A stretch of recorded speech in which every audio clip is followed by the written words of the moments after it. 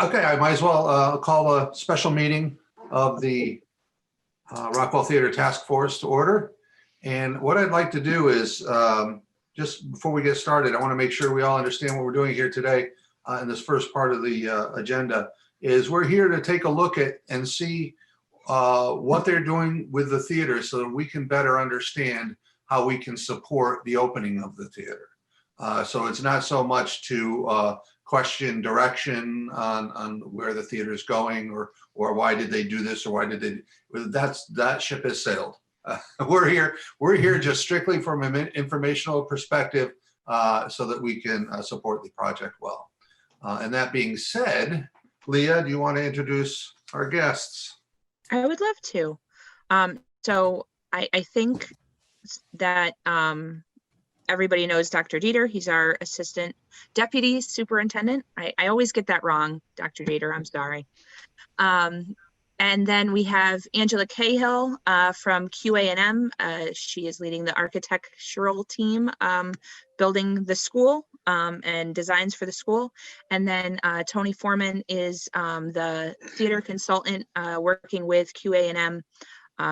And he, I know, had his pulse on all of the technical aspects and the theater aspects. And then Greg, I don't know if we wanted to just go around and introduce ourselves.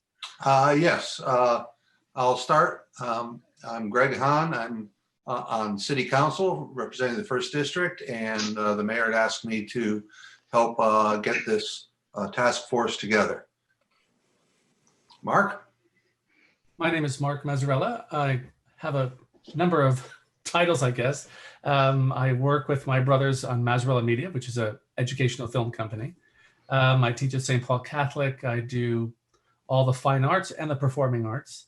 And I also own a 501(c), which is called Revolutionary Youth Theater, which is a Connecticut youth theater, which is very new. It's only about 1.5 years old. And that's what I do. Ken? I think they know Leah. Yeah, Ken Bagley, former music supervisor. So I was in on a lot of the early meetings for the building, and I'm now the band director over at Bristol Eastern High School. Great. Sam? Hey everyone, I'm Sam Bonafetti. I'm also on the City Arts and Culture Commission, so I serve on both these commissions, and born and raised in Bristol, connection to theaters. I used to work at the Palace Theater in Waterbury pretty extensively right after college doing their marketing, so happy to be on this team. And Josh? Josh Medeiros. I'm the superintendent of Parks, Recreation, Youth, and Community Services with the City of Bristol. I'm also, I guess, the outgoing president of the 501(c)(3) for the Memorial Boulevard Magnet School Theater.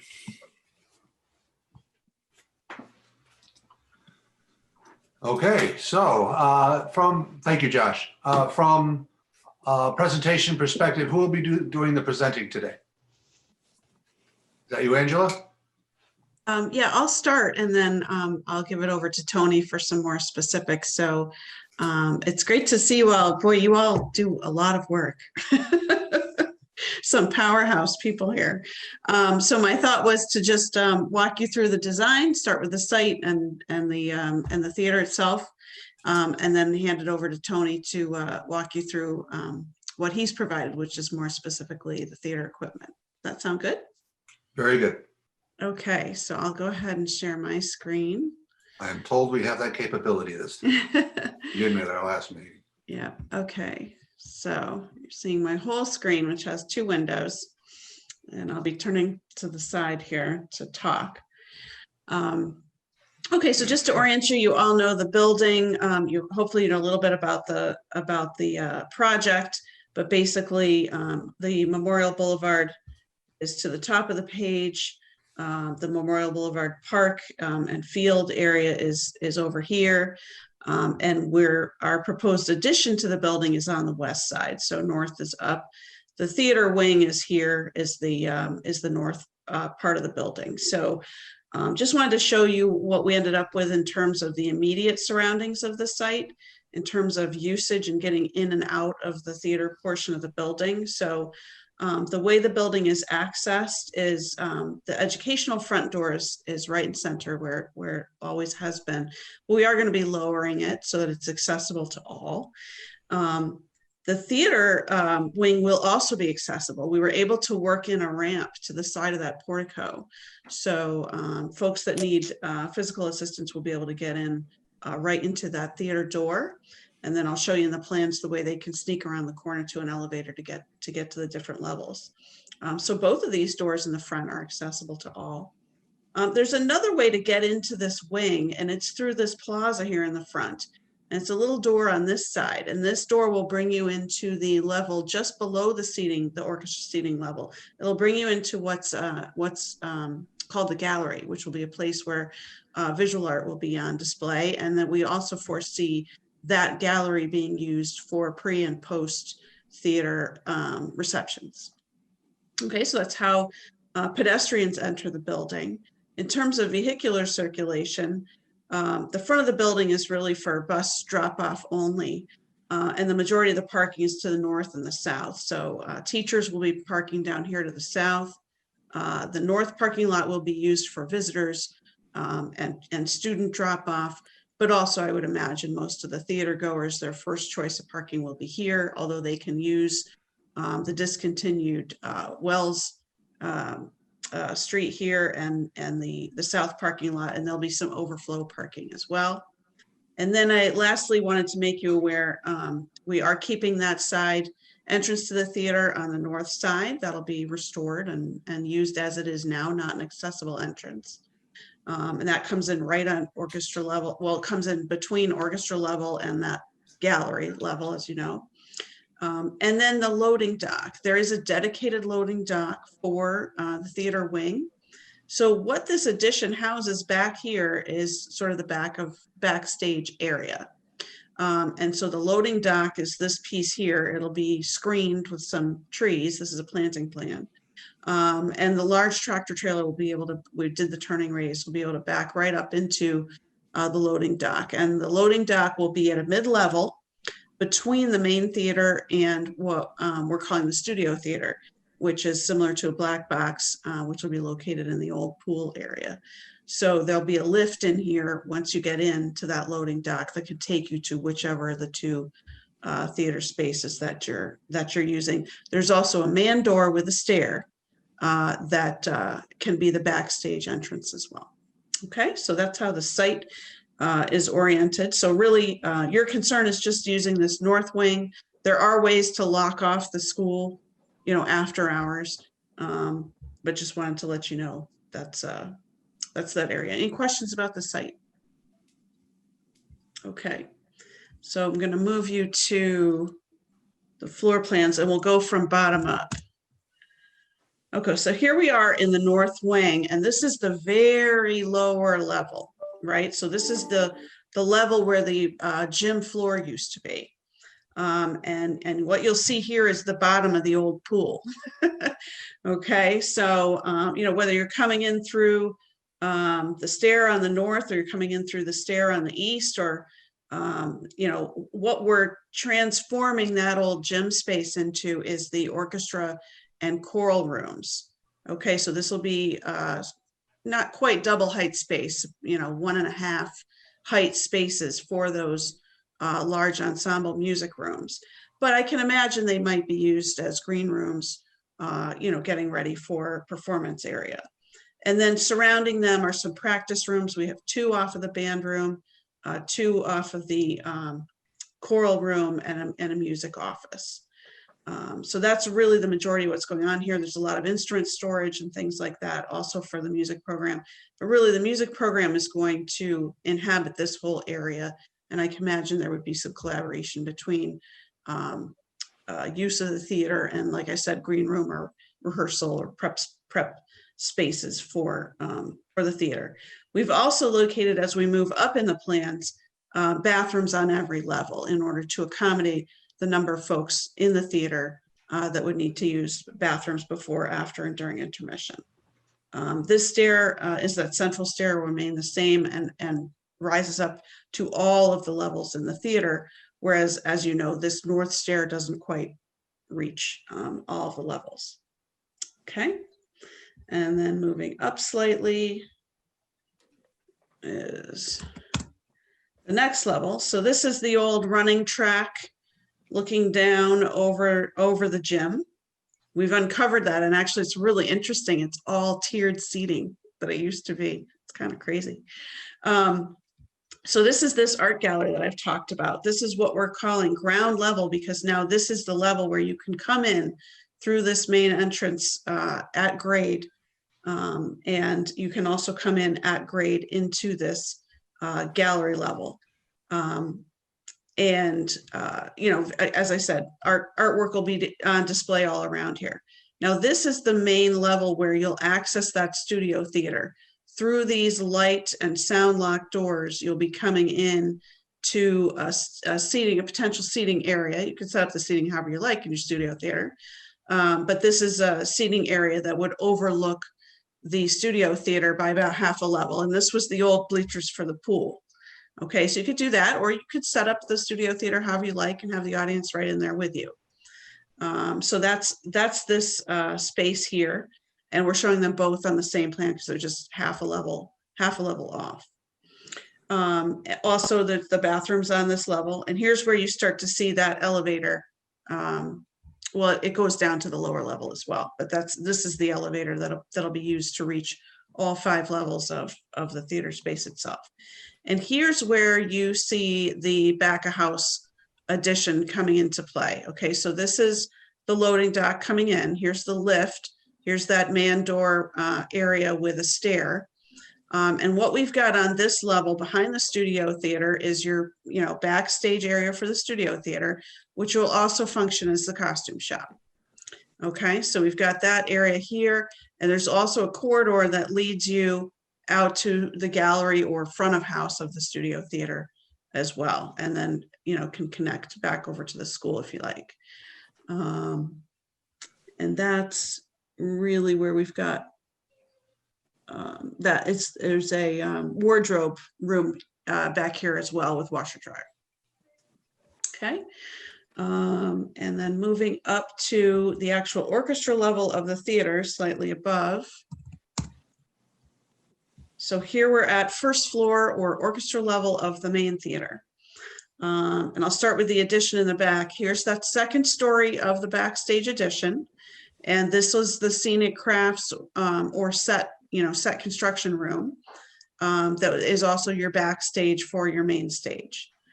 Okay, so this, again, that lift will bring you up here if that's where you're delivering set pieces or whatever for the main theater. Here's that man stair, and then here's the scenic construction room, and we've got a spray booth in there. We've got all the equipment that's needed.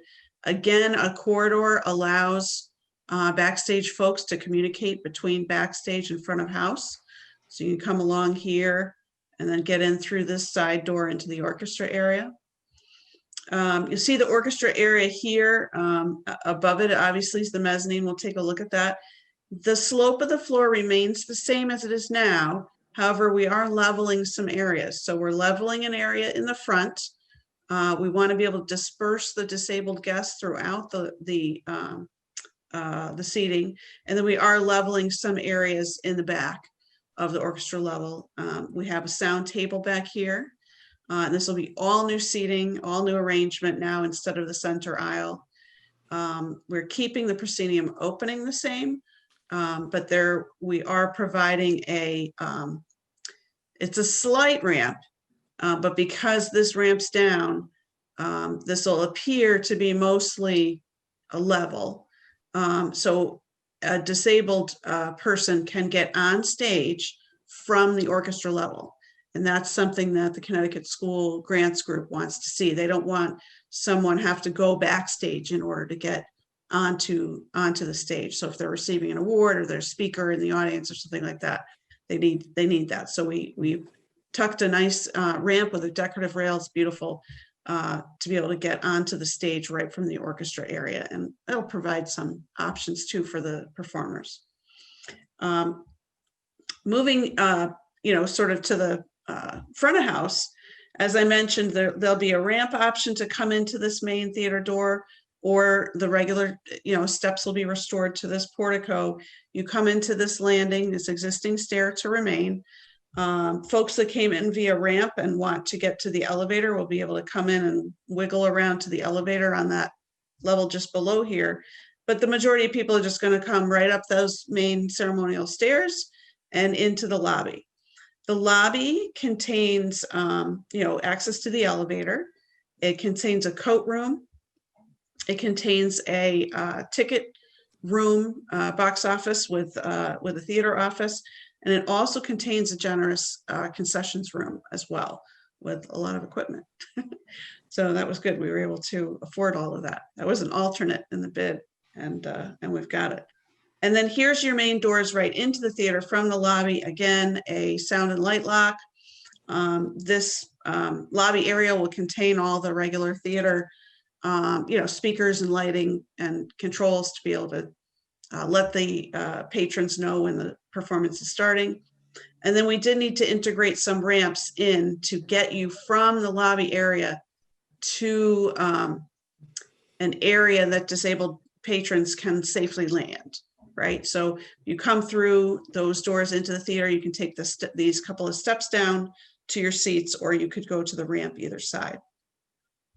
Okay, so and we did retain this side stair that was always in the theater that communicates between this level and the mezzanine. So that's there.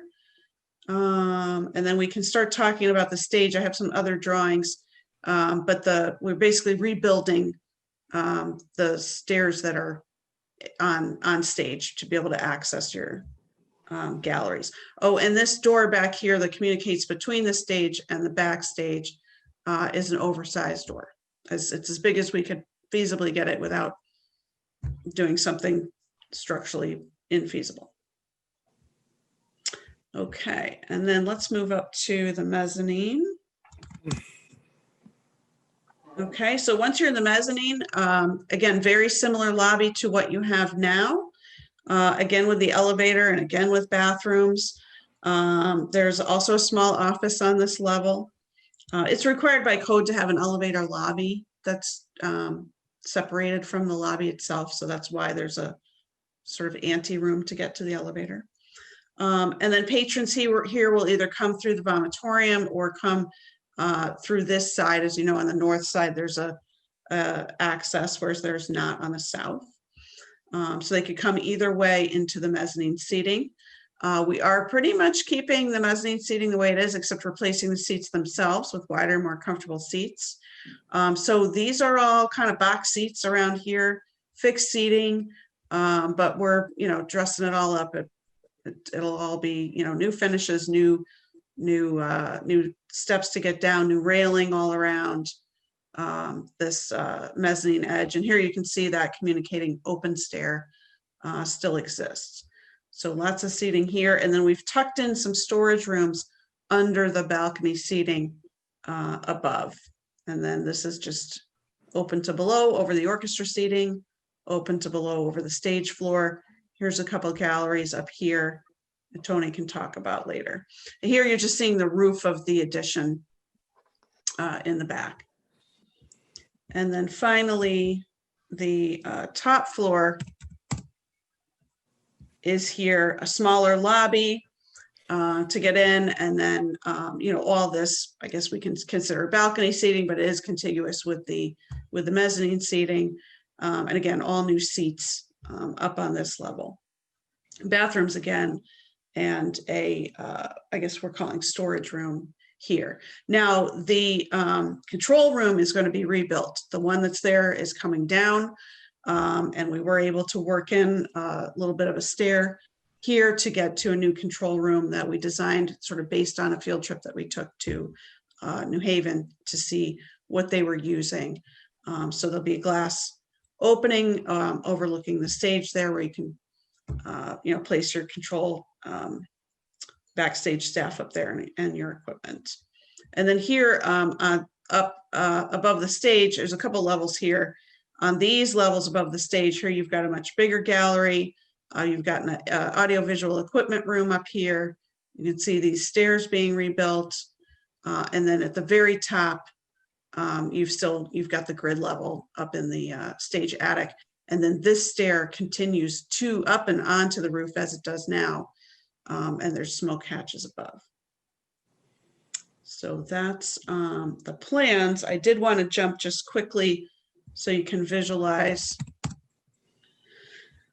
what it looks like in section, and it's this drawing here. So here again from the bottom, you can see this oversized band and choral room down on the old gym floor. You can see the studio theater here, which is built at the pool deck level. We are infilling the pool itself, but you will have this studio theater here. All of that is underneath the orchestra level, so you can see how the studio theater really mimics the size of the stage for the most part. It can be used as rehearsal for stage. We are outfitting the studio theater with mirrors, can be used as a dance studio as well. And then you can see the floor, the sloping floor of the orchestra is just above the band and choral room. The choral room will be more acoustically isolated from the main theater than the band room will. That we were able to integrate some better acoustical isolation due to the better depth that we had here. Okay, and then you can see how the mezzanine seating then proceeds up this way. The arched ceiling is being recreated. It's down, it's gone, and that'll all be recreated with the same configuration that it had historically. And then you can just take a look at some of the drawings of inside the theater.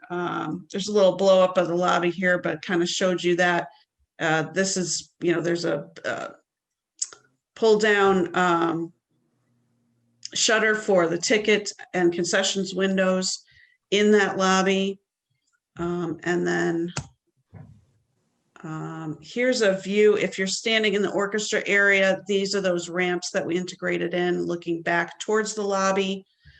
So if you're coming out of the lobby here, that's what's going on. And there's acoustical curtains that Tony will talk about, adjustable to vary for your performance. And then here's the accessible ramp to the stage from the orchestra level.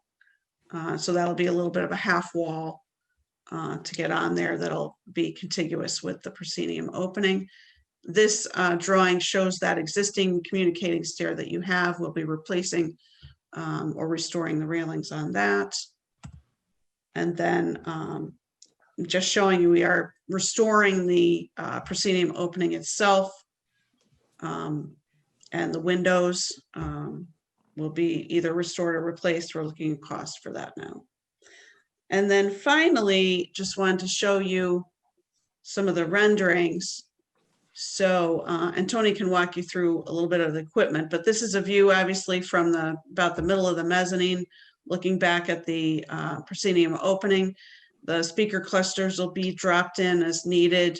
There'll be stage lighting, both the truss across the top and to the sides, and new theater curtains, new seating. Here's a view from the orchestra level, kind of looking back. You can see the variety of lighting positions that Tony will talk about. New carpeting. It'll be sealed concrete under the seats themselves, but carpeting will be throughout the aisles and the front of the stage apron. And here's another view. You can kind of catch some of these box seats happening. That open communicating stair over here. Yep, and all the new railings and stuff. And this is the general paint scheme that we're going with as well, just to let you know. We want to represent that's not completely monotone like it had been in recent past. We believe that it was actually much more colorful when it was originally built, but we're going with 3 or 4 tones here in the room, and that's what I've got. So any questions before I move over to Tony and when we go back to any drawings? This looks beautiful. I know I've seen in the past some pictures of the lobby area or some renderings of the lobby area. Do you have those? let me take a look, Greg. Angela, while you're looking for that, Yep. how many seats did we land with in the theater? Oh, you know what? I had that too. Hold on. Oops, no, it's actually in this one. I think we're about 649. Seats, you look for Right lobby there, rendering. bingo, 649. Okay, so, and here's the breakdown. Orchestra level, you've got 104 in the middle, 88 either side. Some of these are under the mezzanine, approximately here. The box seats is 48.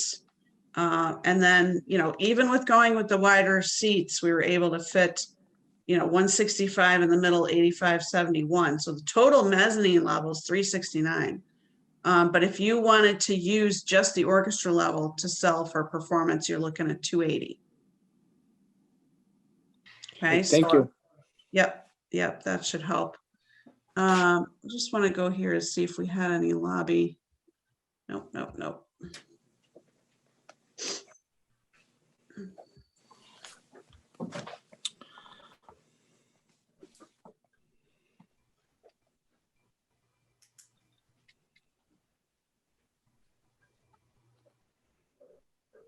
There we go. Now, what I'm going to show you, just because it's the easiest thing for me to find, there's an option to move the clock to the lobby. I'm not sure if the building committee is going to decide that or not, but these images, actually the other one was better. Sorry. Okay, so here you would, doesn't like me to look at this.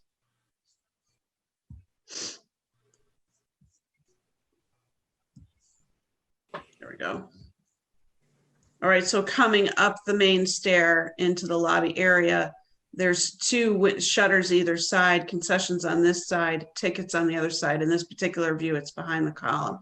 These columns do remain, you know, new light fixtures, new carpeting, that kind of thing. Whether the clock goes here or it goes on the sidewall in the lobby is a building, in the theater is a building committee decision.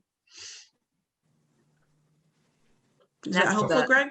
The Yes, yes. infamous clock, right? The one that was prior was above the proscenium. Correct. So it was here.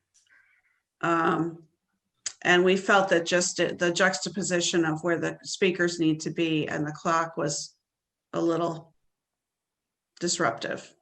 So they're looking at moving the clock, which is historic. It's acceptable to do that from a historic preservation standpoint. I just Yes, had, that was good. Thank you. You're welcome. Angela, I just had one quick question. What is the width of the proscenium opening? Approximately, I'm just trying to gauge how big the actual stage is, and then how big is that the stage past, you know, upstage of the proscenium.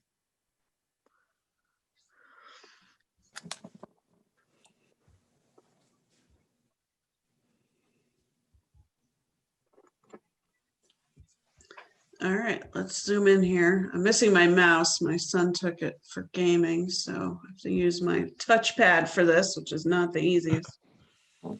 Let's see if I can, oops. Look at that. It's a 30-foot opening here, Leah. Awesome, thank you. Yeah, the depth of the stage, I don't have the particular dimension right here. I don't remember if Tony knows offhand. It's also about 30 feet. So that's consistent with what it has been in the past too, right? Yes, it's the same stage house, and we're actually going to, Tony will talk about it. We're going to have a traveler here to be able to provide you access right and left.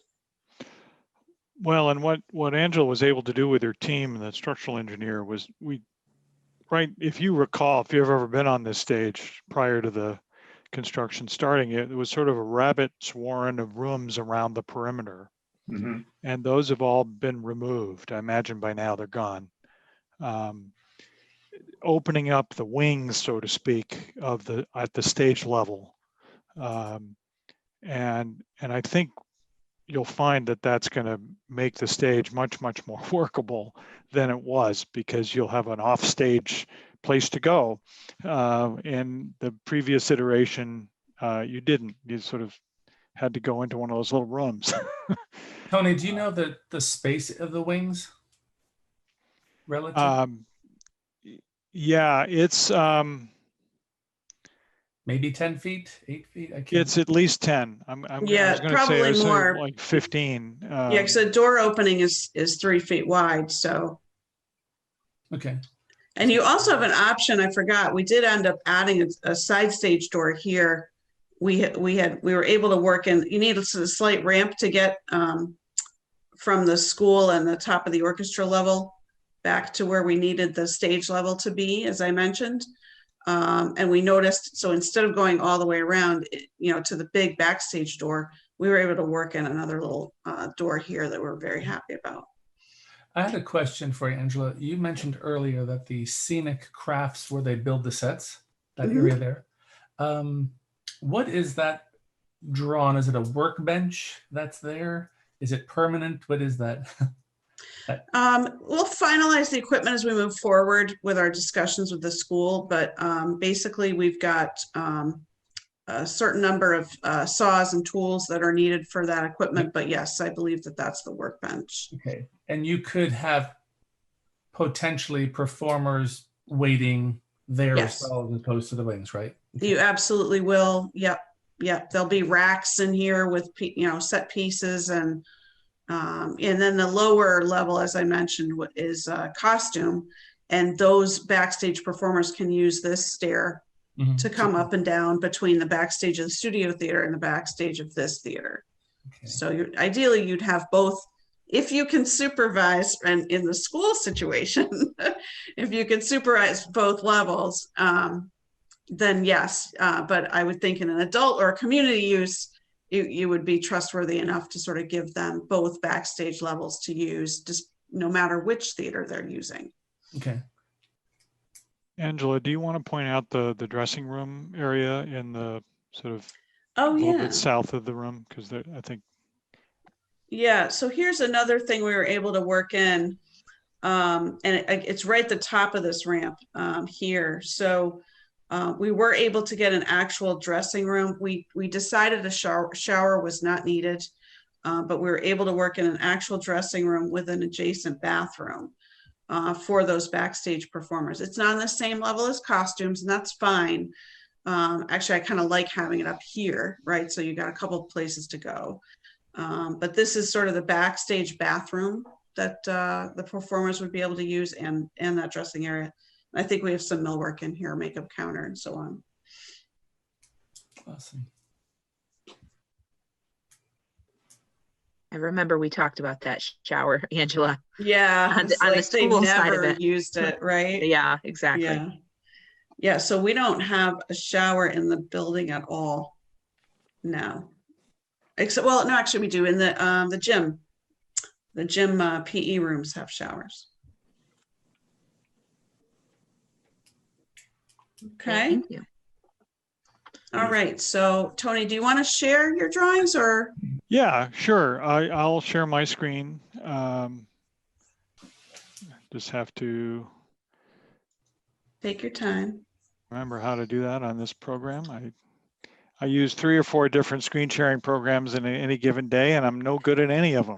So we can see it. That's good. Go ahead. Yeah. So thanks, Angela, for a really great tour of the whole building. And gosh, those renderings I hadn't seen, they look terrific. Yes, thank you, Angela. So please feel free to interrupt at any point. I'm going to make sure that I see all your faces full screen so that if you raise your hand or wave at me or just shout, I'll stop. And I'll try not to get into the weeds on anything unless you want me to.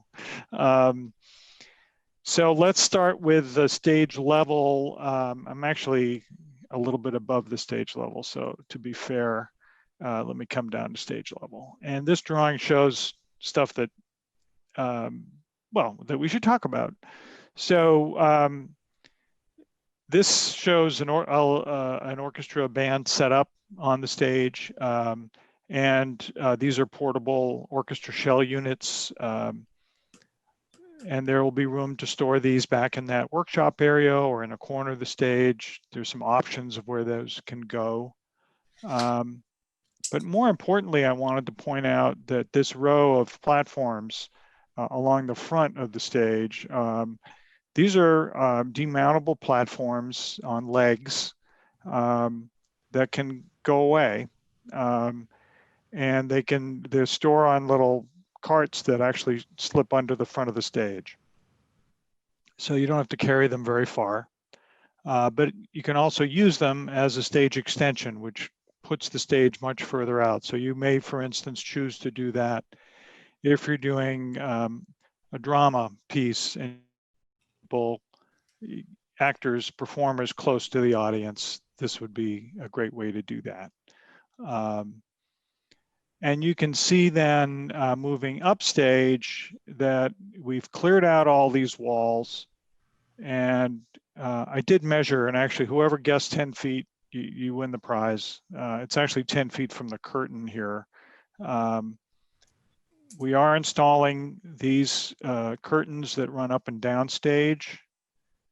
I'm assuming with this group, I can use terms like upstage and downstage. Upstage, so Tony, downstage. are those, is that one continuous curtain, or are they going to be similar to like legs, or is it just one long, are there any spaces in between for? They're in panels. Okay. So that, yes, you can deploy one or two or none or all of them. Yes. Awesome. Okay.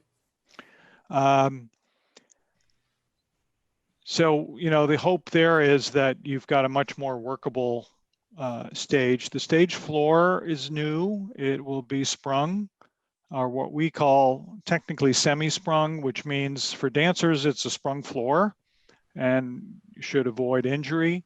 But it's still, it's built in such a way, without getting into the details, that you can still put heavy things on it and you won't ruin the springiness of the floor. And you can also nail and screw into it. Wow. The top layer of the floor is what we call sacrificial. It's 1/4-inch hardboard, painted black. Not a difficult thing for the school to replace or groups to replace if they really ruin one. You can go to the lumberyard and get a sheet of 1/4-inch hardboard for less than $20. So that's really what's happening on the stage level. You'll notice that there are a couple of things here. We say rigging e-stop. The rigging in the stage is all automated and controllable by basically a dedicated computer. So you can program all of your cues into it. You can manipulate each set manually up and down as you're installing the show or taking it out. There was no room really to do rigging any other way, and this is really the safest way, especially in a school environment, to do overhead rigging. So we're quite excited that the resources were available to do that. The big loading door that Angela mentioned, so that you can take things from a truck or a van right on through into the elevator, from the elevator right through to the stage. It would certainly be my recommendation and hope that whatever furniture is put in this room is on wheels, so that you could move things away when you're moving a show in and out, or arrange the room as is appropriate for any given activity. Do you have the height on that door access from the set building into the stage? I believe it's 12 feet. Okay, great. Great.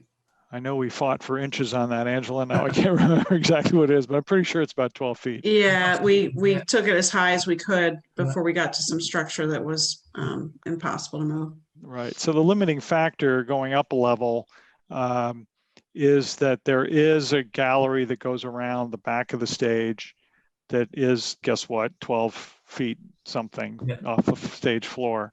What we were able to do is put some rigging some line sets actually on the underside of that balcony so that you could hang some small scenic pieces there and you have a way to do it safely that either covers up the rear wall or you can then take it away. And likewise, there's a curtain that goes across the back as well. So this shows these little squiggly lines are meant to indicate stage draperies. These are the masking draperies. These are black velour. There's a traveler curtain across the middle of the stage. Traveler is a curtain that opens in the center and parts to either side, as does the house curtain. And then you have borders and legs that hide the lighting pipes from the audience view if you want to do that. These days, that's not always done. But perhaps the biggest addition is this self-climbing truss. And you saw the image of that in one of Angela's renderings. And by now, most people are used to seeing a truss. It used to be, you know, that you only see it in rock and roll concerts and stuff, but now they're ubiquitous. So we've added one here. What was really missing in this space was a position to light the front of the stage nicely, to really get a good angle on lighting people's faces. And now we will have that. So this is a truss that is raised and lowered by motors that are in the ceiling. Actually, the motors are on the truss, but yeah, it goes up and down automatically. And then what we've provided there is, so that solves one problem. You can get the lights in the right place, but then how do you focus them? How do you aim them where you want them?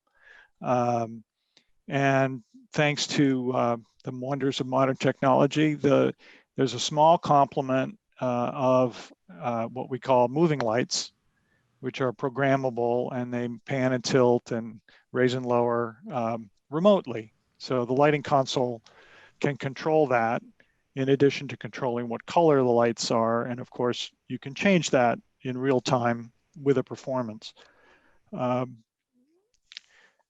So that's a really big improvement in terms of the lighting rig for this space. The other thing we've done is we've beefed up the lighting positions that are on either side of these box seats. Probably old fashioned, but I call them box booms. They're not shown explicitly here, but then also this balcony rail position is being rebuilt and strong enough to hold quite a few lights, and we've got the power and the control circuits there to do that. So what we call the front of house lighting rig is really robust and will serve, I hope, you all terrifically, and certainly the school as well. Actually, while you're there, Tony, too, I wanted to point out that we are maintaining the communication between those box seats areas and the stage stairs, which is very convenient for backstage staff to get back and forth between front of house and back of house at both sides at this level. And if you ever want to get a performer up there, right, which is always fun, you know, all of a sudden a performer pops up in the balcony and embarrasses somebody or not. Yeah, excellent point.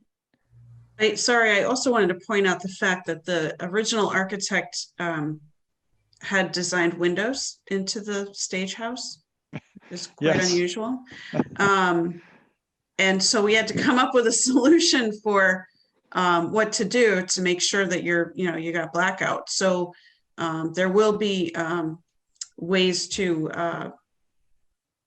and they'll probably be drawn most of the time. There's sort of barn doors that come across and black out the windows for the stage space. But the nice thing is if you want natural light in the stage space for any reason, rehearsing during the day or whatever it is, you do have that ability, which is quite rare.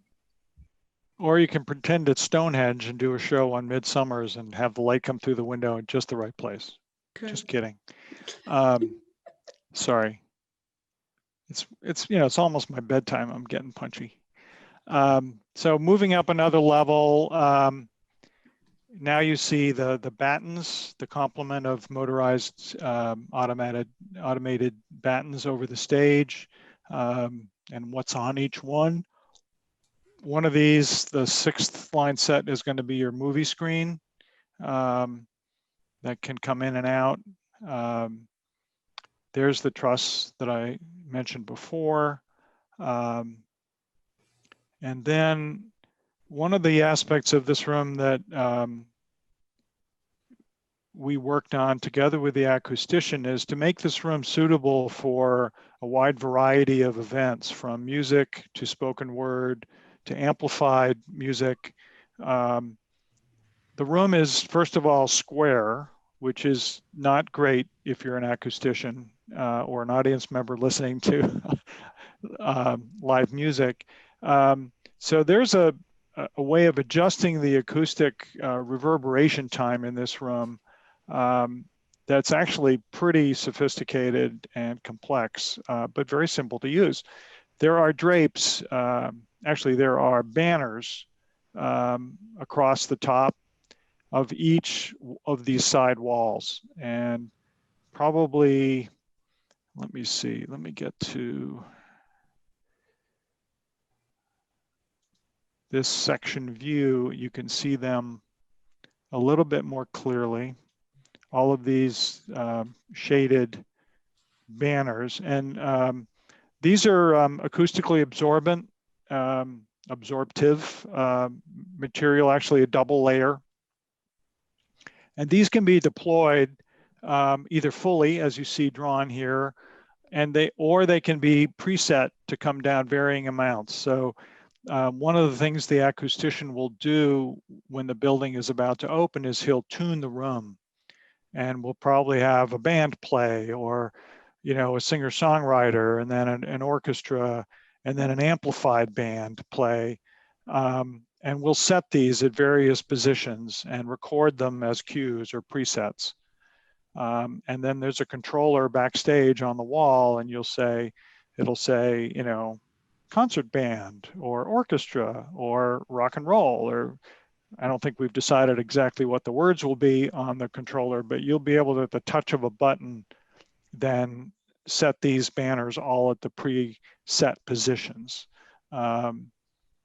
And on the back wall, there's a set of drapes way up here. And then another one that Angela mentioned, as you come in off the main lobby, just between that ramp that comes down and the back wall, there's a set of drapes on either side of the main doors into the room.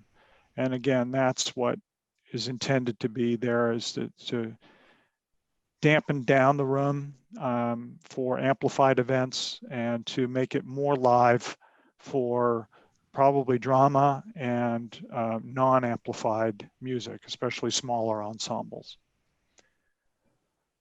So here you get a side view of the stage house as well. You see the windows. I think there are more windows than this. Actually, looking in this direction, there may not be, Angela. I don't think there are windows up here. Yeah, not too many on the south wall. So what used to be, again, solid walls at each of these levels, those have been torn out and replaced with railings, safety railings, so you can't fall onto the stage. And then this shows the gallery that goes across the stage at the rear. And you have that at 2 levels. In the old days, we would have used those for rigging and things we're probably very little need for that, but they could be used for lighting positions. Actually, a really nice lighting position from the side. So there'll be plenty of uses for those open galleries, and it will also open up the stage just in terms of its acoustic volume, which is desirable. Going back downstairs to the studio theater, there are, let me get myself oriented here. This is the studio theater volume here. There is a pipe grid that we've installed here. It's a perpendicular grid of steel pipe for hanging lights on and loudspeakers and things like that.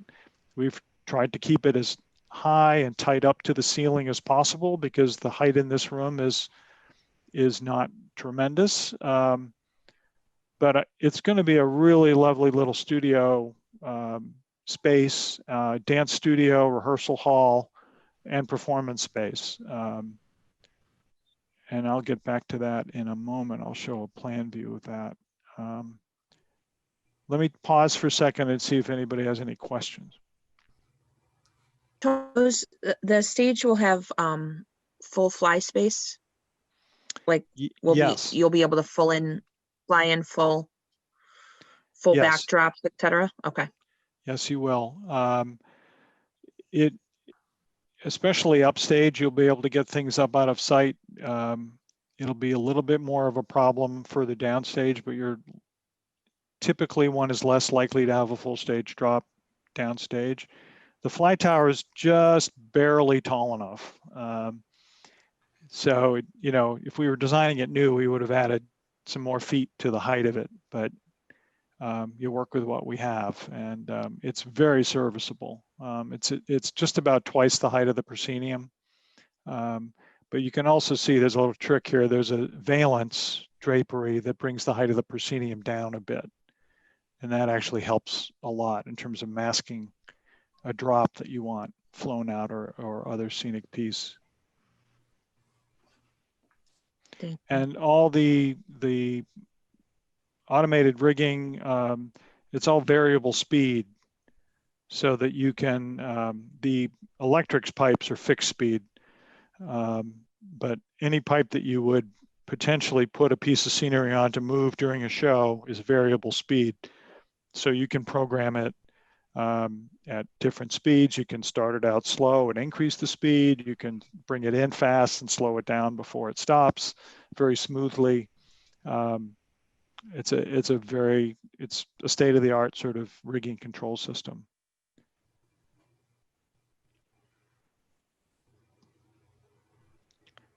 Okay, let me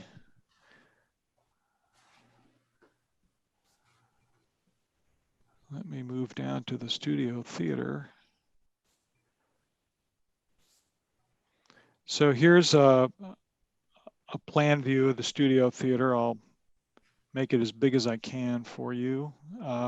Again, here's the elevator, just to orient you, and then the costume shop area here, and then a big access door into the space. This wall has, as Angela mentioned, mirrors and a ballet bar.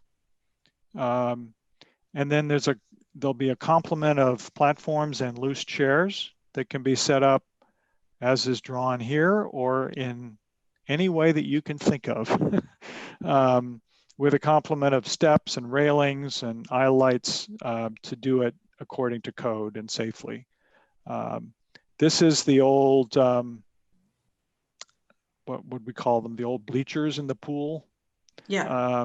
That's that level, but it's a flat floor. So you can set up a row of chairs here. There are also a set of draperies. Let's see, I think. Okay, here's another way to set up the room with all the seats looking at something going on here. I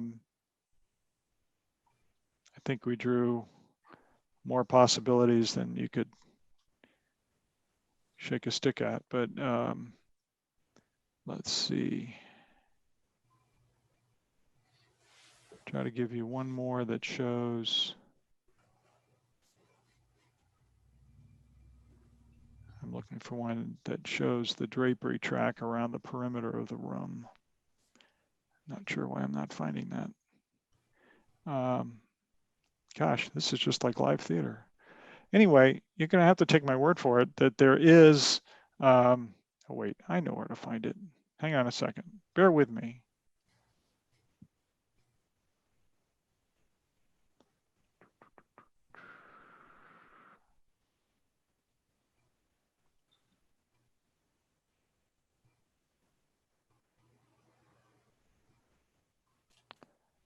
Getting close there. I saw the grid for the room.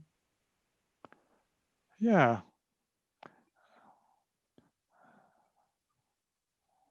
Sorry, I'm not coming up with this. Well, Back. No worries. anyway, there's a part of that pipe grid. There's a track that is around the perimeter of the room for draperies, and again, they're panelized series of black velour curtains so that you can mask off the room, and we space them away from the wall so that you get a performer, you know, around the room without being seen. Now, if the performer's wearing a period hoop skirt that's 8 feet wide, you're not going to hide them, but anywhere else, you'll be able to get someone around the room, and then have them pop out at a corner or any opening that you want to create in that drapery surround. And when those drapes are not deployed, they're stacked up and stored in each of the corners of the room. And I apologize that I can't show you the drawing of that, but I hope you don't lose any sleep over it. I will, but No worries, Tony. anyway, that's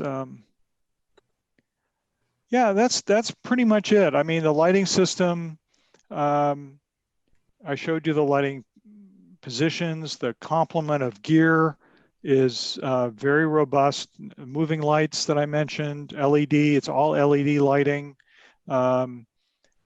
Fixtures, and the control console is a very sophisticated console.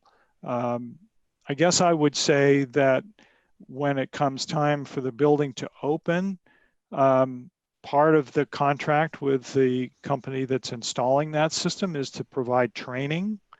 I will certainly keep my eyes and ears open for when that's about to occur and let people know, but you should as well from your end, and make sure that you have people, hopefully they'll be at that point, people from the new school identified who will also receive that training, or at least people in the school system.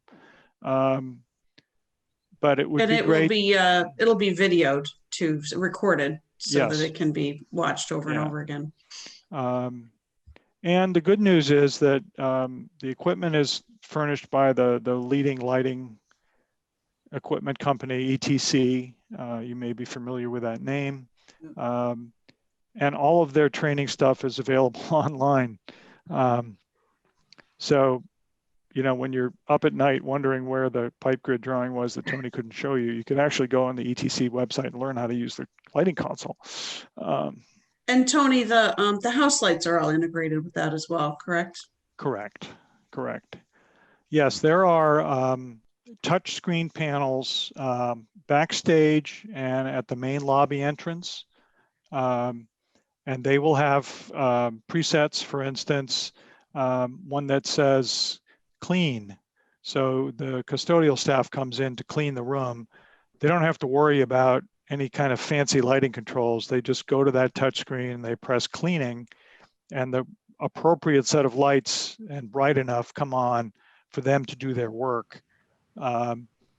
Likewise, if you're having just a class or a simple rehearsal, there'll be a mode for that brings on a certain number of house lights and some lights on the stage.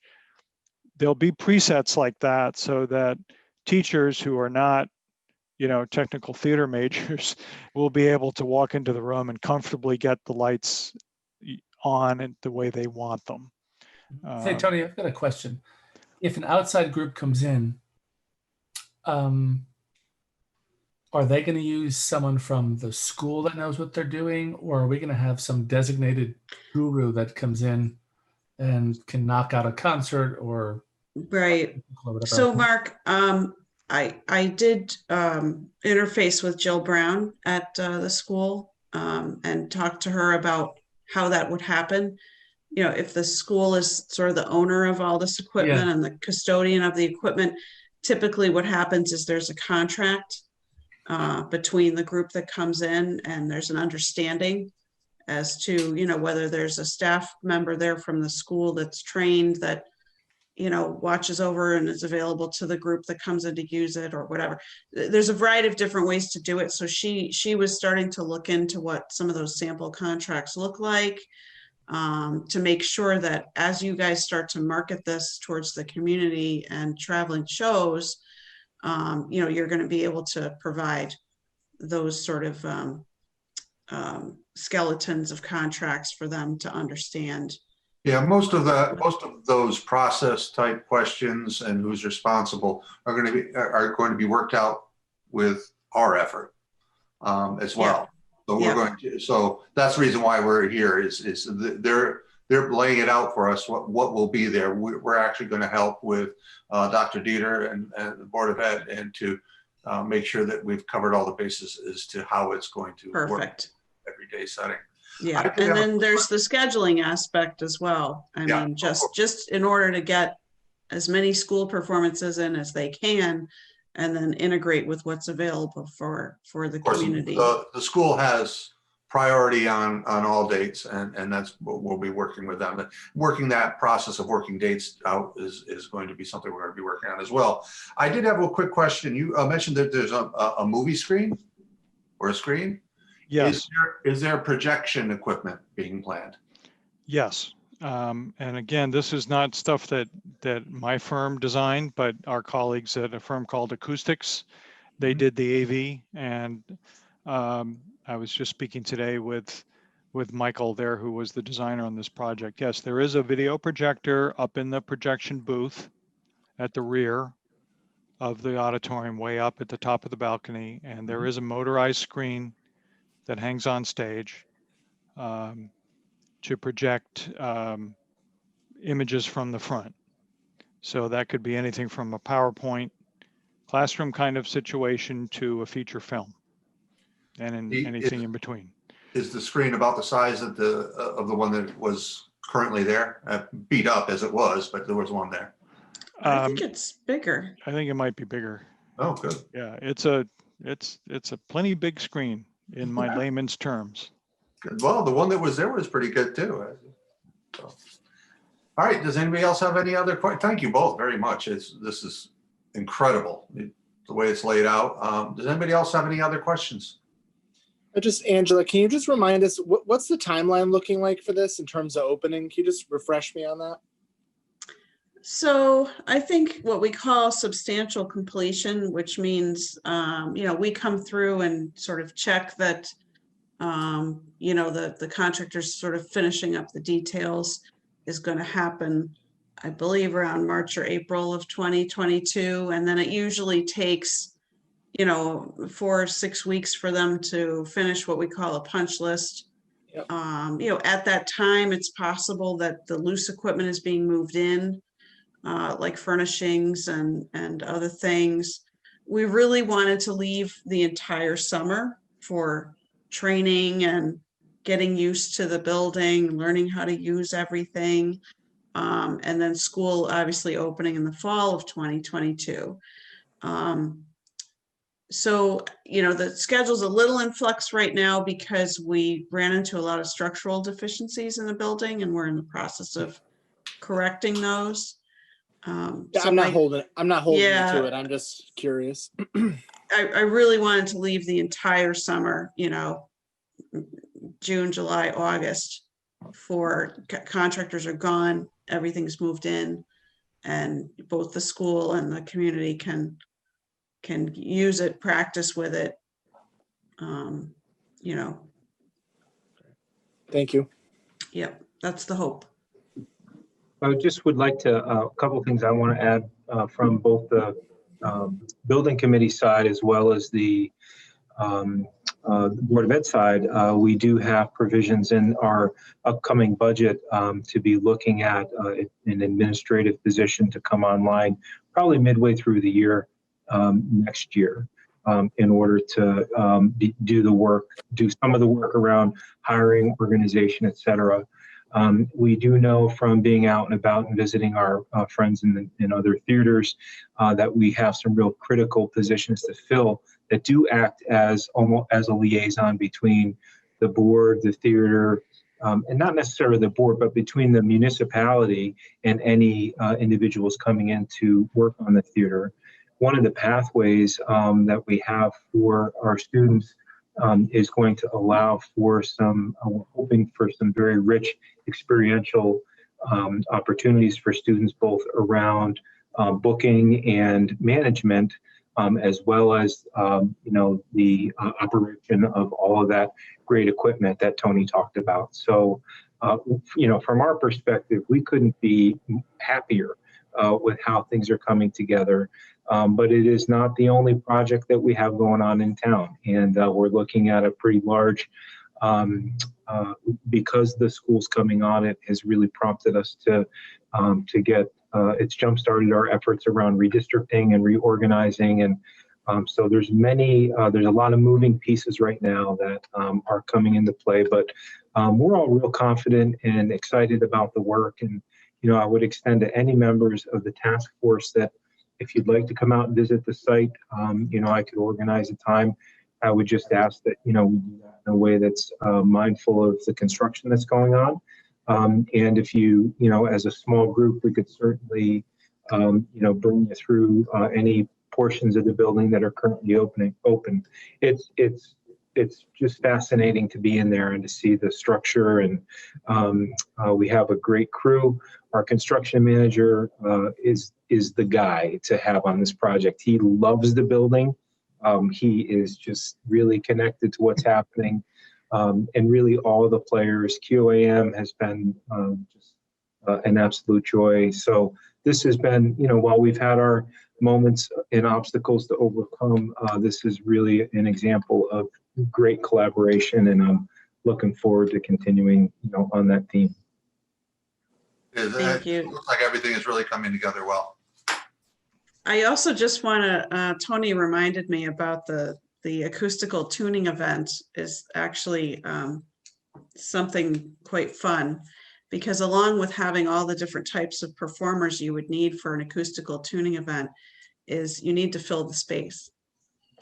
And so in my experience, having worked on theater projects, it really turns into a really nice celebration. So, typical construction project, you'll have a ribbon cutting, you'll have, different events during construction, but the acoustical tuning event is a lot of fun, and we can invite honored guests and future students and things like that. And we have to behave, when we have to be quiet, they're going to tell us when to be quiet. They're going to tell us when to speak, clap our hands, whatever it is. And it's a fun time. And I'm hoping that this group will be able to make the most of it. Well, that sounds great, Angela, but in reality, I'm more excited. I understand that you've issued a challenge between the building committee and the task force around a talent show. So I'm hoping that, we can. Angela and I have secretly been planning a talent show for all members that are involved with this theater. So I told her to watch out, because this group has some serious talent. So. Yeah, I don't think it matters who wins the talent show. It's the effort that's put in. And after seeing the entire construction crew already dress up like the village people, I think we're going to be in really good shape. I hope they put together an act. Absolutely. Okay. Again, thank you all for coming in. We have one more agenda item to hit before we adjourn. But again, thank you so much. We really appreciate it. I know it's difficult to get out on a night like this. So. Well, there's just so much going on these days. There really is. Well, I know you guys are busy though. That most Thursday nights, it's tough. Oh, it was great to see you all. I hope Really to see you great. again Thanks so soon. much. Thank you, guys. Thanks, Angela and Tony. Thank you Ciao. very much for coming.